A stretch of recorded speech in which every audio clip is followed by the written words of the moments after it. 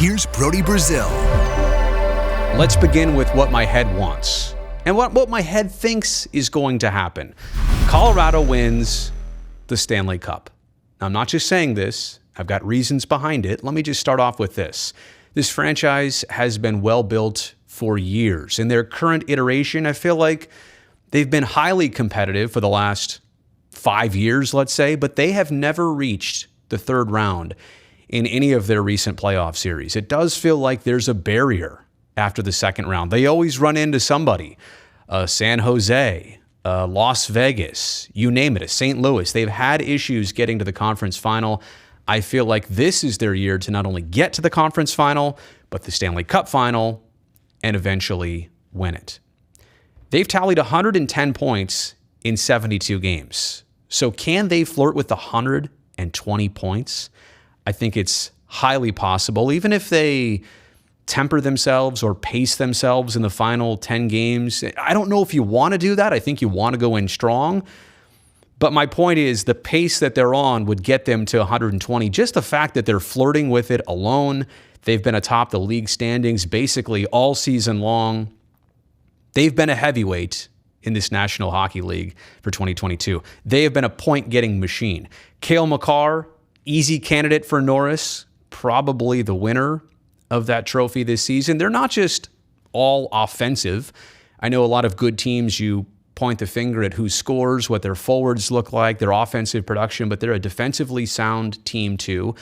I know goaltending might have always been their missing piece. Maybe defensively in tandem with their goaltending, they're short up this year. But yes, going back to offense, they have 5 point-per-game players this season. So when I say this is what my head wants, I mean logically, this is a group that should avoid scoring slumps and ruts.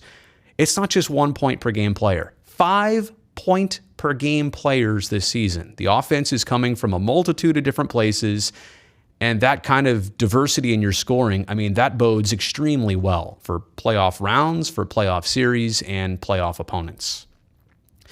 Landeskog had surgery. My understanding is that he should be obviously back, but ready to go, fully ready to go for the postseason. So that's only going to be a boost for this Avs club.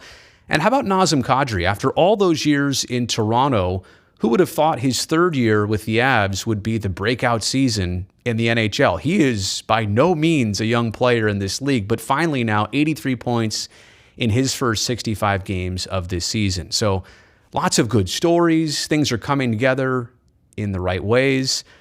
Andrew Cogliano, former Shark, if I could throw that in, happy that a veteran like himself got traded at the deadline to an opportunity like this. They are deep. They are stacked.